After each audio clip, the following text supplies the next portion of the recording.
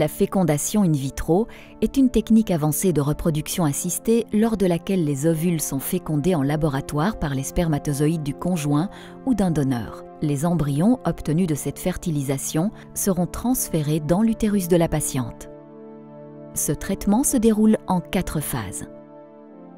1. Stimulation ovarienne. Les ovaires de la patiente sont stimulés afin qu'ils produisent plus d'un ovule lors de ce cycle. Pour ce faire, un traitement hormonal facile à administrer est utilisé. Par la suite, la croissance des follicules est contrôlée par voie échographique. 2. Ponction ovarienne. Les ovules sont prélevés lors d'une intervention ambulatoire, sous contrôle échographique et sous une légère sédation. La ponction est pratiquement indolore et la patiente peut rentrer chez elle 1 heure après. 3. Fécondation et culture des embryons. 2 alternatives existent. Fécondation in vitro. Cette technique consiste à mettre en contact 25 000 spermatozoïdes pour chaque ovule et laisser se produire la fertilisation par elle-même. Ou injection intracytoplasmique des spermatozoïdes. Dans ce cas, un seul spermatozoïde est injecté dans l'ovule de la patiente. La fécondation in vitro peut être complétée par des systèmes spécifiques qui sélectionnent les meilleurs spermatozoïdes. Cette sélection peut être menée à bien grâce à l'utilisation de puissants microscopes conçus pour sélectionner les meilleurs spermatozoïdes.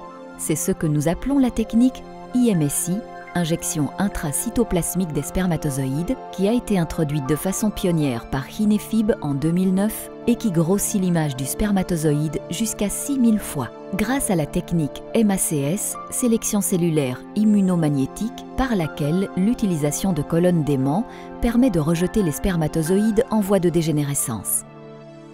Hinefib incorpore les dernières avancées comme l'embryoscope, un innovateur système d'incubation dans lequel sont intégrées des caméras qui observent l'embryon en temps réel, ce qui aide à sélectionner les meilleurs embryons et optimise les conditions de culture, augmentant ainsi les chances d'obtenir une grossesse. 4. Transfert des embryons.